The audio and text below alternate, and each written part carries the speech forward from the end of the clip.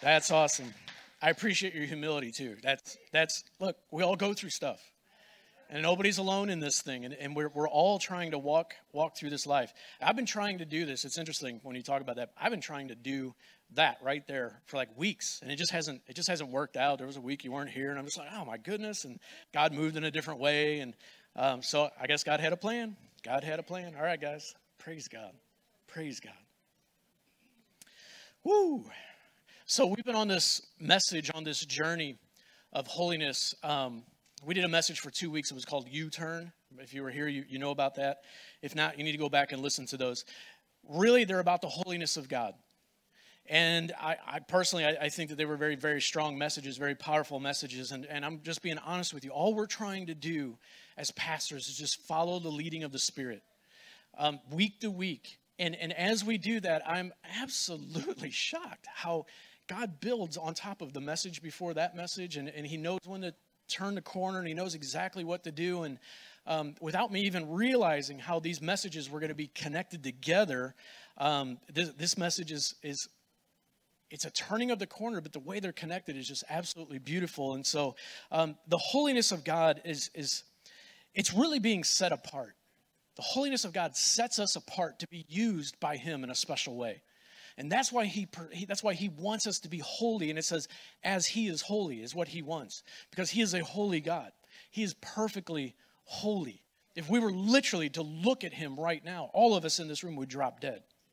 We would not be able to stand His holiness in the state that we are in this fallen state with this flesh that's on us. Whew.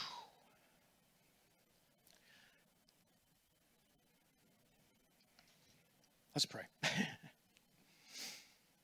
Hallelujah. God, I am so grateful for all that You're doing in our church. I am personally grateful for what You're doing in my life. I thank You for the work that You're doing in me. I thank You for the work that You're doing in Tina, but I thank You for the work that You're doing in these people. And I know that Your work, Your Spirit, what You're teaching us is available to anyone who will receive it. Just as Your mercy and Your grace are available to anyone, whosoever will receive it. So God, today, open our hearts.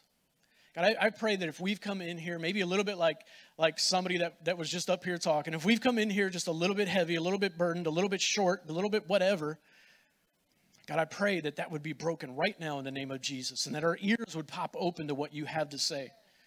God, we don't have time to be stuck in the past. We don't have time to be stuck with dealing with personal relationships and all these kinds of things that Satan tries to use against us, that Satan tries to use to distract us. Break those things off of us, God, and let us walk in freedom, and let us walk in joy, and let us walk in peace. May we hear Your voice every day, not just on Sundays, not just a hot word on Sundays, God, but every single day as we lean into You, we're hearing You speak to us, God, and we thank You for it. In Jesus' name. Everyone said, amen. Praise God. So today we're going to talk a little bit about Israel. We're going to talk about not so much the country, but we're going to talk about the Israel of the Old Testament. We're going to talk about David. We're going to talk about Saul. We're going to talk about David's wife, Michal. And there is such a fantastic story there that continues our journey of where we're at. Let me start with Saul. Saul was Israel's first king. They all declared they wanted a king, and they chose Saul. They chose Saul because he was a head taller than everyone else. And ladies, he was the best looking guy in Israel. That's what it says. He was a good looking guy. Tall, handsome. And basically, they saw him stand up. And they saw him stand up because he literally was cowering and hiding in the luggage. He was hiding because he knew that the day of his commissioning was coming, and he ran and he hid, and they found him with the luggage. And when he stood up, they all said, oh, that's our man right there. Yes, sir. That's him. They looked at the outward, but they didn't look at the inward. Saul had a lot of problems on the inward. Saul's heart is kind of strange, but here he is, this great looking guy, super tall, bigger than everybody else at that time, and yet he was insecure. He was full of insecurities. That's why he ran and hid. He was full of insecurities. And those insecurities in many ways plagued him. Don't get me wrong. He was a good king in some ways. He was quite a warrior. He won many, many battles for Israel, many battles for God. But when it came to his relationship with God, there was always something missing. He didn't seem to be able to connect with God in the way that we're pursuing God right now so boldly, so much. We just want his heart. We want all of him. And Saul had a real hard time doing that. Saul seemed to always be doing things for himself, and he did things for other people more than he did for God. Because that insecurity does that to us. It causes us to want to please man rather than please God. Insecurity is from hell, I'm telling you. I battled with insecurity for a long time, and it is absolutely from hell, and I hate it. David, on the other hand, was a man after God's heart, the Bible says. The Bible says that God called him that. He's a man after my heart. That's an incredible thing to be said. David loved pursuing after God. David loved being out in the field. And before he was even king, hear that. Some people in here, you want to be king, and yet the testing, the trials, everything, it's right now that will project you into the future. But you've got to handle these things right now. You learn the lessons. David learned the lessons out in the field all by himself. He learned how to fight Goliath when he was just a shepherd. He learned how to take down the lion. He learned how to take down the bear. And if he wouldn't have learned those things, he would have never taken down Goliath. And so we learn, and those things push us into the future. But David had a heart after God. Man, he'd sit out there, and he'd play that harp, and he would just worship. He didn't need an audience. He had an audience of one. He would just worship God. It was beautiful. It was wonderful. I'm going to ask Joe to come up here real quick. Joe knows who he is. He's got a chair with him. Joe's been sitting on this chair all morning. It's a more comfortable chair than any of the other chairs. Put it right in the center there. I want to show you something. Just an illustration. Illustrations sometimes like plant these things in our head really, really well. Now, picture this chair. It's white. It's beautiful. Picture this chair as a throne. It's the throne. Each of us has a throne over our lives. Each of us do. Every single person in here, including myself, Joe, all of us do. But here's the hard part. What is supposed to happen is God. This is God. Everybody meet God. Go ahead, God. You can sit on your throne. God should be on the throne. God is supposed to be on the throne. But here's the deal. Saul had a problem with really worshiping God freely, with really even seeking his presence. And so a lot of times, Saul liked to put himself on the throne. Let me just slide over here a little bit with you. And so God kind of had to squeeze over a bit so that Saul could be on the throne, because Saul was insecure. And whenever you're insecure, you become your own throne. Everything becomes about you. And so you've got to sit on the throne with God. Here's the problem. This chair, it's built for one. It's not a love seat. It's built for one. And you cannot have two people sitting on the throne. And oftentimes, what we do, if you could just stand up real quick, oftentimes what we do is we put ourselves on the throne. And we push God completely off. And we go and do our own thing, and we just live it for ourselves.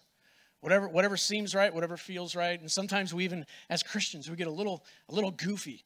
And we almost put ourselves back on the throne, and it's not a good situation. David, on the other hand, you can sit back down. David, on the other hand, was a king himself. Saul was a king. King David, he took a different posture.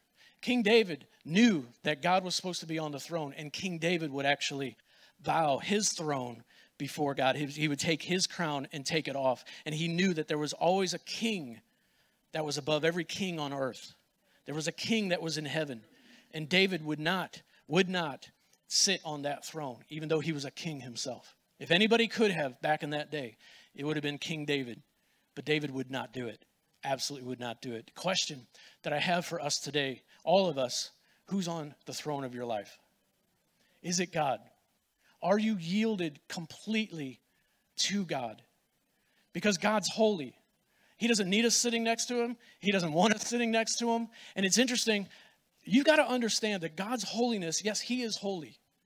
But there's There's something that he wants us to see in that holiness, because there is blessing, there is prosperity, there is peace, there is joy when we put and keep God on the throne of our lives.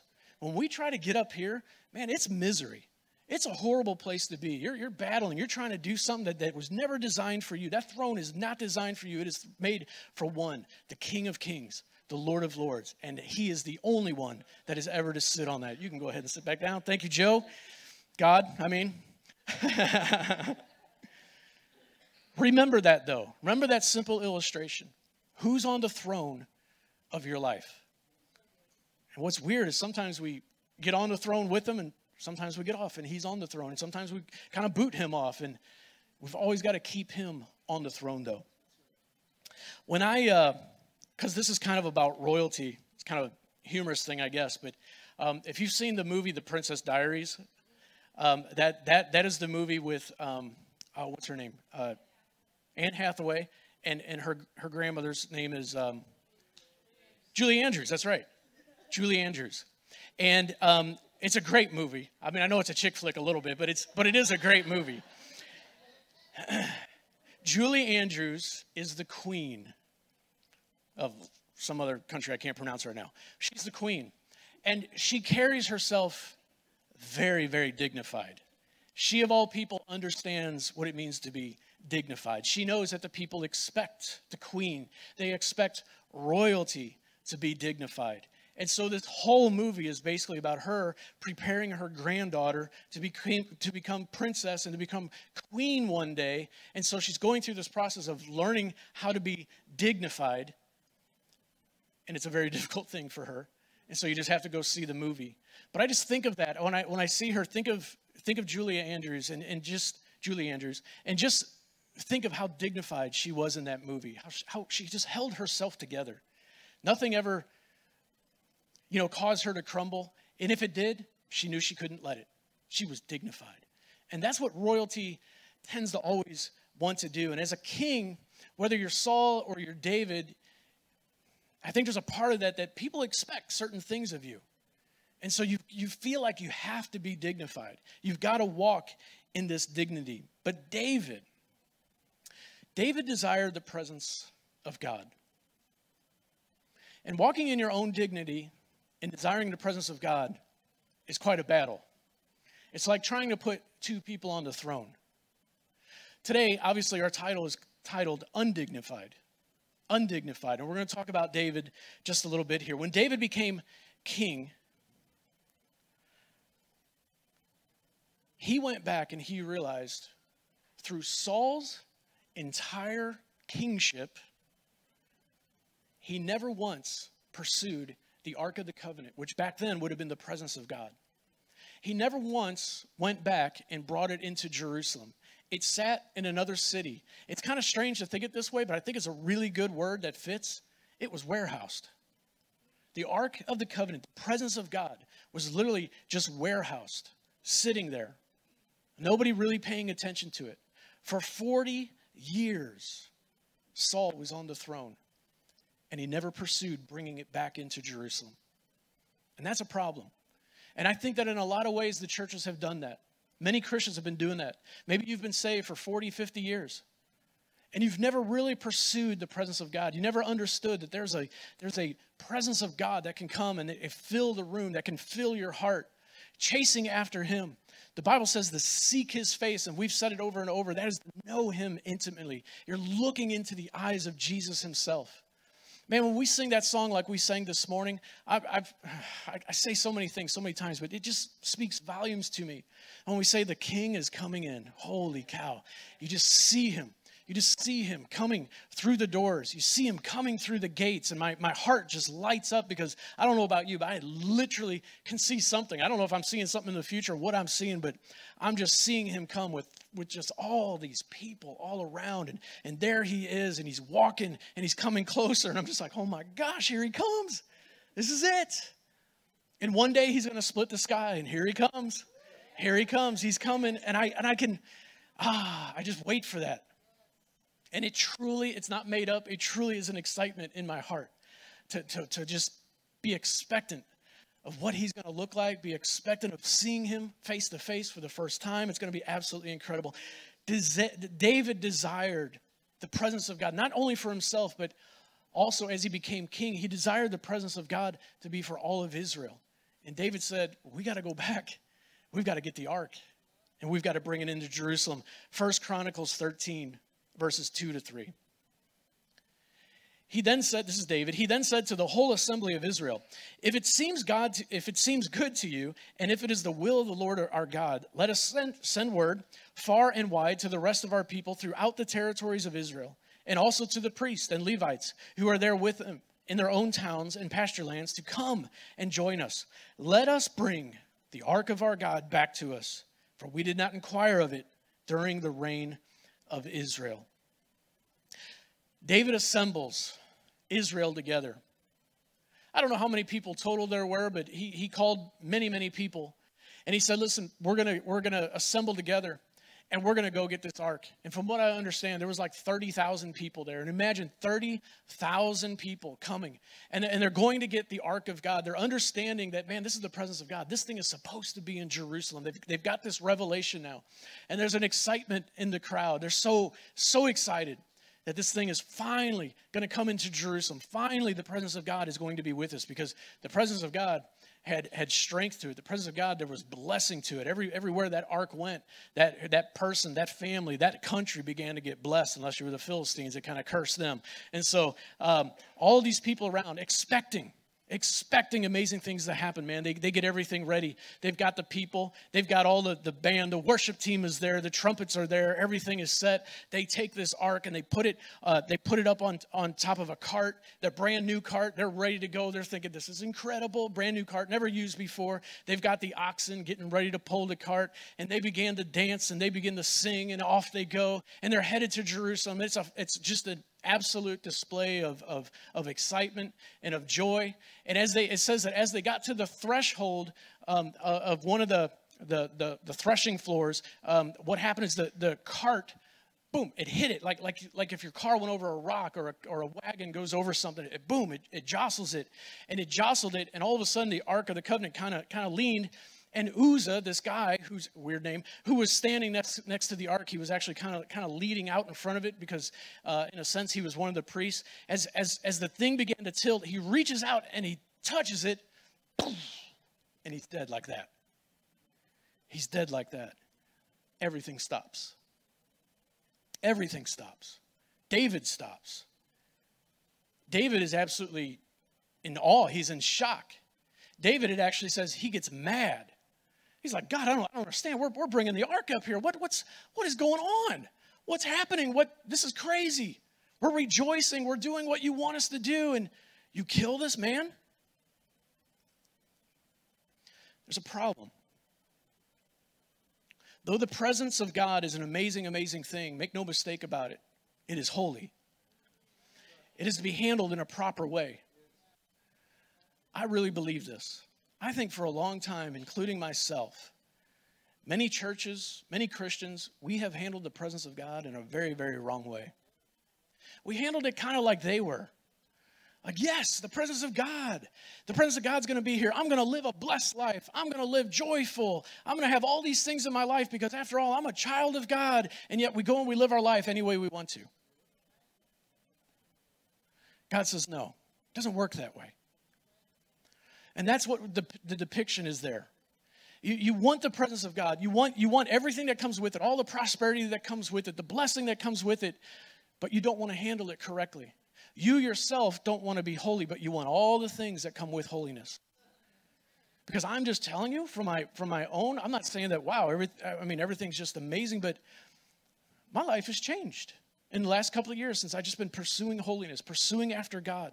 Things that have plagued me are breaking off of my life. I'm seeing prosperity in different ways. I'm seeing there's a greater joy in my life. Because any time that you're walking with God, there's a freedom that comes into your life. People don't realize that, but it's absolutely wonderful to walk with God. I mean, fully. And that's kind of what we're talking about today, is fully walking with God. 100%. And I'm just telling you, if you're going to be a part of this church, you're going to see us talking about it over and over because we're going to pursue the presence of God. We're going to fully walk with him. We're going to change in our lives. We're going to get rid of baggage. We're going to begin to say, God, we want to be like you. We're no longer going to just feed the flesh. We're gonna starve the flesh, and I'm going to feed my spirit full of the Holy Spirit. We're chasing after you, God. We're chasing after you. Uzzah should have known better. Uzzah should have known better. You realize that the ark at that time, the ark was actually in Uzzah's house. That's where it was being warehoused. His father had the joy, the privilege to keep the ark during that time. And imagine as a little boy, because we're talking all through Uzzah's life, that ark was there. I think Uzzah was probably younger than David, younger than, I don't know, but all through Saul's history, this thing was in his dad's house, Abinadab's house. And Uzzah would have known to not touch it. I guarantee you, he would have known. And yet for some reason, he felt like, oh, it's falling. And I know it seems like a reaction, but we've got to understand that God is holy, period. There is a holiness to God that make no mistake, you cannot just touch his holiness. And we've tried to touch it too much. I think what happens is, you've heard that term, familiarity breeds contempt. That's what happens. You get kind of familiar with the presence of God, and all of a sudden you get kind of flippant with it. You get relaxed with it. It's like it's no longer special. And the church did that. Many churches have done that. Many churches are still doing that. Some are coming alive and realizing it, but there is a proper way to handle the presence of God. And we are pursuing so heavily of how to do that in a right way. In a right way. And in some ways it feels like at times we don't even know what we're doing. We're just trying to like figure this thing out as we're walking forward. But I love that part of what we're doing as a church right now. Trying to step into the presence of God. We're literally like forgetting how we did things in the past. Religion's got to go. And I don't care what church you came from, there's probably religion there. Pentecostal churches, charismatic churches, religion is there. And I told our team before, religion looks like this. Well, we never did it that way before. Well, that's not the way we've always done it. Break that kind of thing off. As I look at the Word of God and I see Jesus and he moves in the New Testament and he's healing people, and he almost did it different every single time so that we couldn't just put him in a box. He doesn't want to be put in a box. Religion tries to put God in a box. You can't put God in a box. Absolutely cannot do it. I just want to make mention of something here real quick, because I think it's I've seen this in somebody else's life. I saw somebody who really wasn't pursuing God or life the way that they should. They were doing some things that were wrong, and the police always scared them. They were always afraid of the police. Think of the police as God. Think of the police as a holy God. When you're not living your life right, the holiness of God can be scary. It can make you shake. But when you're living your life right, when you're pursuing holiness yourself, then you could be like I am today. When I see a police officer, I'm thinking safety, I'm thinking good, I'm thinking honor, I'm thinking respect. But when you don't live your life right, he's scary. That person becomes very, very scary. But man, when we pursue God, there's a freedom. There's a joy to know that there's a police officer around. I feel safe around him. I don't feel scared. I don't feel like he's going to come get me. I feel like he's going to protect me. And see, that's exactly what happens when you begin to walk more and more into holiness as God is holy. As we pursue him, what happens is this feeling of condemnation, this feeling of guilt, all fall off of you. And you no longer become afraid of God. You become a lover of God, desperate for God. You want his presence. You want to be by him. You want him near. So just kind of remember that. So Uzzah dies. Boom, he's on the ground, he's dead. And I'm not kidding you. The way that the Bible tells the story is David just calls a timeout. He says, we ain't moving that ark. Just go put it over there. And they put it over to a guy's house. His name is Obed-Edom. Obed-Edom. It's a funny name. Uzzah and Obed-Edom. And he puts the ark in Obed-Edom's house. And the ark sits there for 3 months. For 3 months it sits there. And guess what? Obed-Edom's house is blessed. It doesn't say Obed-Edom is blessed. It says his household is blessed. Everybody in the house. I think even their cattle. I think everything that they had became blessed. Why? Don't just think of it because the ark was magical. Think of it as the presence of God. Presence of God was in his house. Freedom in the house. Joy in the house. Peace in the house. Prosperity in the house. Everything they touched just seemed to turn to gold. It was just amazing what would happen. And David, I think, saw this. And I don't know if David was so much jealous for the prosperity, but he was jealous for the presence of God. And it says for 3 months that was over there, but David said, we got to go get it. We got to do this right. And listen to what he says here. Where am I at? Did I get ahead of myself? I might have. I did, because I'm not going to read the scripture right now. That's okay. David actually says, we got to go get this ark. We've got to move it into Jerusalem where it rightfully belongs. It should be there in the center of all of Israel. And so David gathers everyone together. And I don't know, it isn't really clear. Did David talk to the priest? Did he figure out somehow, let's just put it this way, somehow they figured out exactly the way the Ark of the Covenant was supposed to be moved. Because there was a very, very special way that it should be moved. The ark was never supposed to be put on a cart. The ark actually had 2 poles designed, and some of you guys know this, but the poles would slide through ringlets that were on the sides. And the priests, not just any old priests, the Levites, not just any old Levites, they had to be Kohath. They had to be from the tribe of Kohath. They would pick it up, and they would carry it themselves. Oxen didn't pull it. The priest did. They were doing everything wrong. They thought they had it right. Man, they even put it on a new cart. They thought they were doing it right, but they were doing everything wrong. And David went through one thing after another. He realized that the priests need to consecrate themselves. They need to be ready before God. We're not going to do this thing with dirty hands. We're going to be clean before God. Consecrate yourselves. Put on your priestly garments. They did all of this. Even David put on his priestly garments. They carried it. And what it says is that as soon as the priest took 6 steps, they stopped. And all of a sudden, they just had this huge, what am I trying to say? A huge, where's the word at? Sacrifice. Wow. They just began to sacrifice animals. 6 steps. And I'm not sure if it was every 6 steps. They had to go about, from what I understand, about 15 to 20 miles. I don't know. Some people have said that. Some people just said it was the first 6 steps. But all I know is that they were honoring God. And they were going to do this thing the right way. And I believe very, very much that there is a right way to honor God. And like I said, I don't know if we're doing it all 100% right. But we're trying to do it with our heart. And I think, you know what?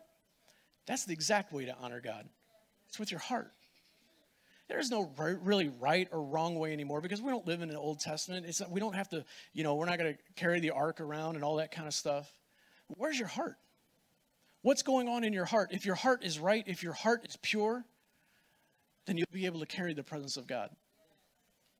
The presence of God will be on you. Other people will see it. They will know it. And so they're doing all this. And as they march, also the music is now playing. Again, it's festive. It's incredible. It's like a parade that's happening. And you've got a lot of people still, even this time, but they're doing it properly. And they're marching, and they're going, and they're heading toward Jerusalem. And everything is going absolutely amazing. And it continues to go amazing. Now, real quickly, Michal is David's wife, first wife. And Michal is also Saul's daughter. It's an interesting thing there. When Saul originally, there's one little line in the Bible. I love those one little lines. They just stick out. I'm always like, oh, that's interesting. There's one little line in there that originally Saul wanted to give his daughter Michal to David because he knew that she would be like a thorn in his flesh. But Michal in the beginning actually loved David. She really did. But there was something about Michal that even Saul saw. And as life went on, as their relationship went on and things like that, Michal got very hurt and wounded. And when everybody of Israel is walking the cart up and shouting and praising and singing God, and the trumpets are blowing and everything is just amazing. Michal is actually at home. She's at home. She wasn't even there.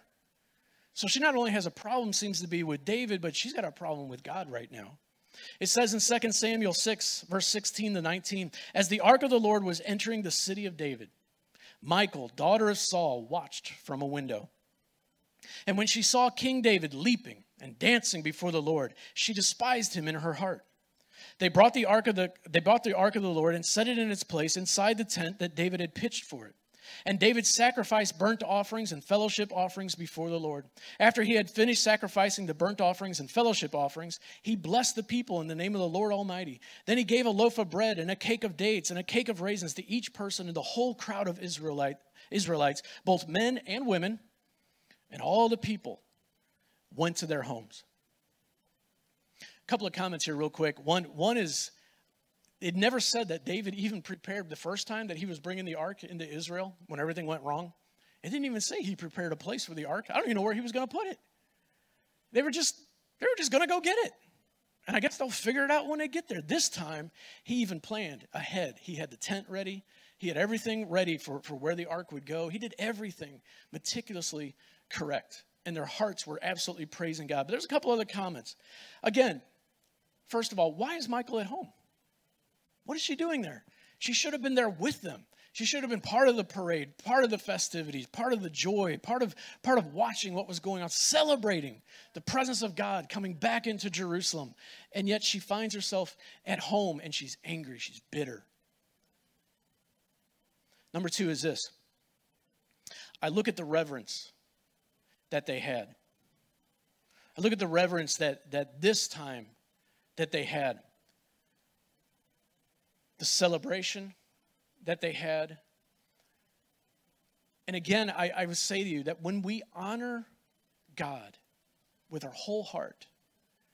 See, I've seen churches. Let me say it this way. I've seen churches with all they do, and T and I have talked about this because we don't want to be this kind of church. We've talked about churches that all they do is preach holiness. And holiness is important. We all know that. We've been talking about it. We understand that. It's holy. It's important. But if that's all you do, and if all you do is beat people with God's holiness and use it like a club, use it like it's some kind of law, use it as a standard that if you don't live up to this, then you're a pathetic person.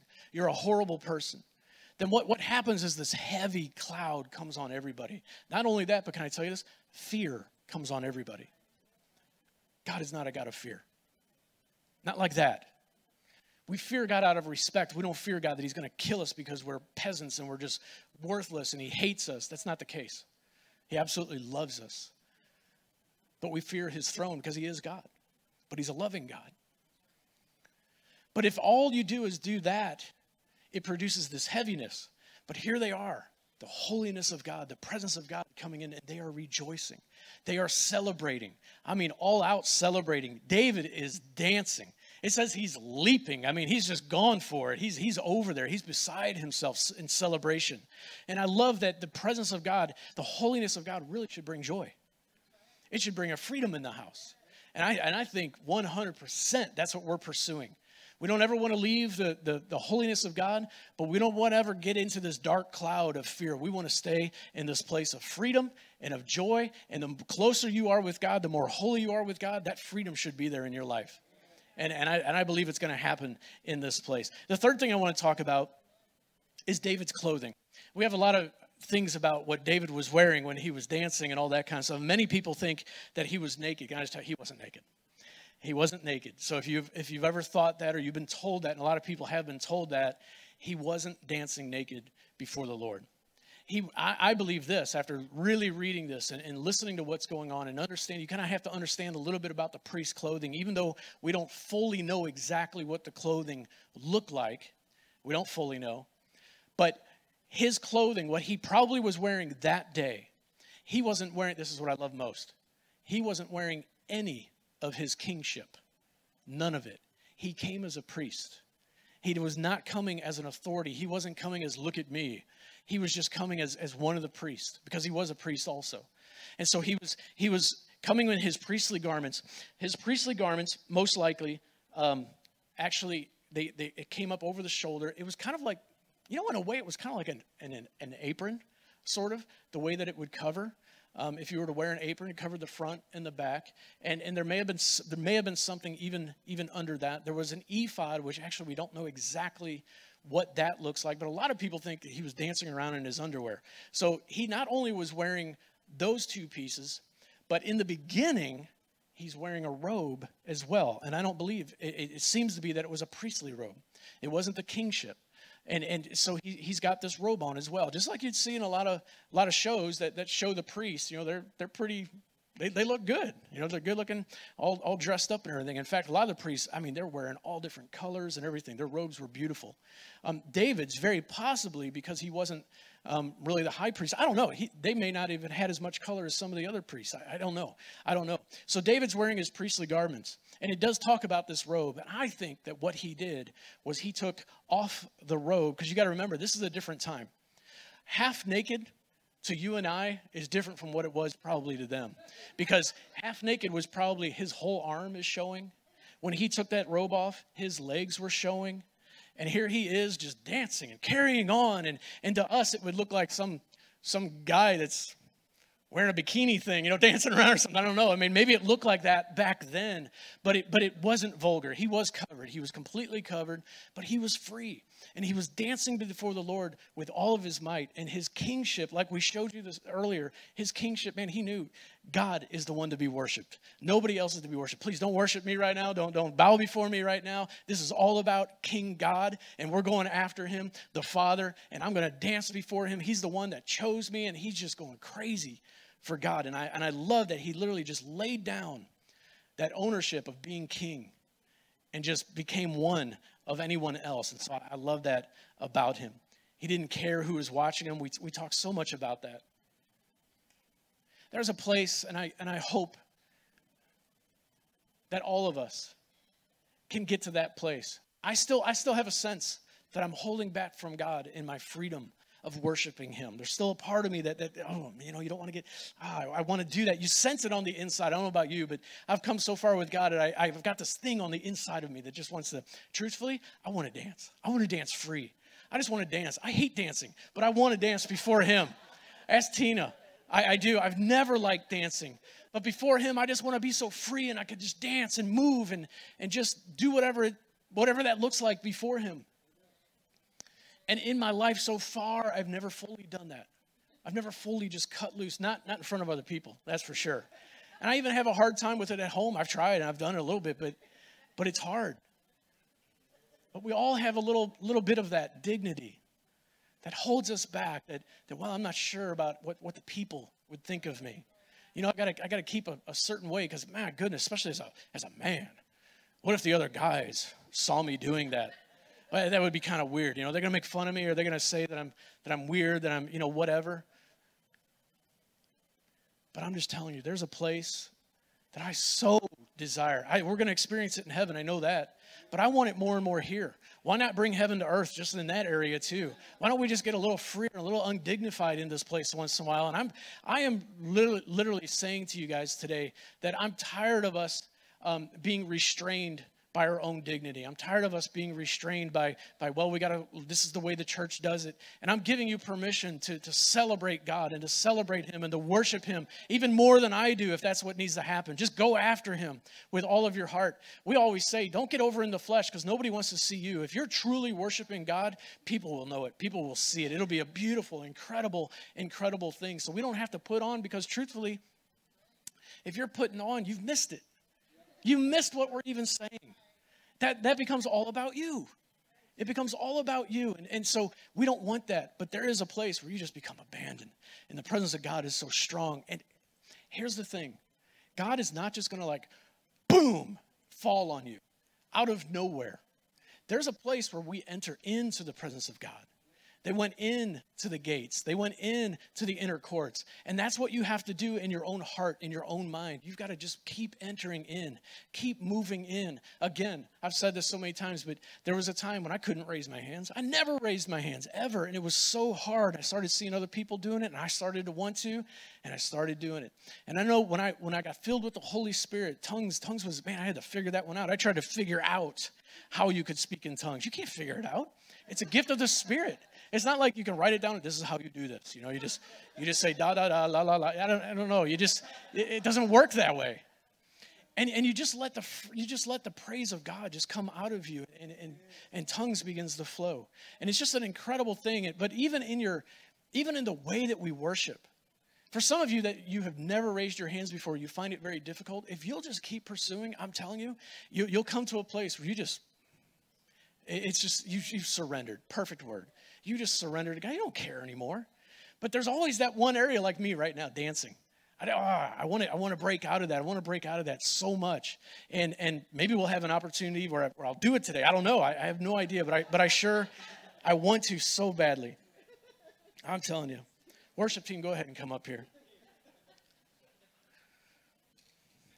2 Samuel 6, verses 20 to 22. David has to answer Michal in some way, because Michal has just said, you looked vulgar, you looked ridiculous, you were dancing in front of the other girls, in front of the servant girls. It's a horrible display. You're a king. You've got to be kidding me. What were you even thinking? And David says this. When David returned home to bless his household, all the cakes had been given out, and everybody leaves, everybody goes home. David goes home. Michal, daughter of Saul, came out to meet him and said, how the king of Israel has distinguished himself today, going around half naked in full view of the slave girls, of the servants, as any vulgar fellow would. David said to Michal, it was before the Lord who chose me rather than your father or anyone from his house when he appointed me ruler over the Lord's people Israel. I will celebrate before the Lord. I will become even more undignified than this, and I will be humiliated in my own eyes. He was not afraid to say, I don't care what I look like. I don't care if I look humiliated. I don't care if I look ridiculous in front of everyone, including the ones that I look up to. I don't care. If it's for God, I'm going to dance before the Lord. And he just got with it. He just got going. Would you just stand up with me for just a second here? We're about to do a song. It's called For Your Glory. And we sang this early on. This was the first song that we opened up today with. And I just want us to do this song a little bit different than we did when we opened up service. I want you to get a little more free. And here's what that looks like. I'm not asking you to be crazy. I'm not asking you to put on and become something that you're not. But I am asking you to do something new. If you've never raised your hands before, try it. Just try it. Push yourself out there a little bit. If you've never, I don't know what God's going to want you to do.